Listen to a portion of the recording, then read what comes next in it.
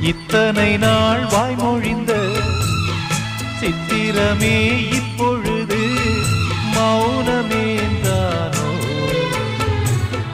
மின்னலென மின்னிவிட்டு கண்மறைவாய் சென்று விட்ட மாயம் நீதானோ? உன்னால் வந்த காதல் உன்னால் தானே வாழும்.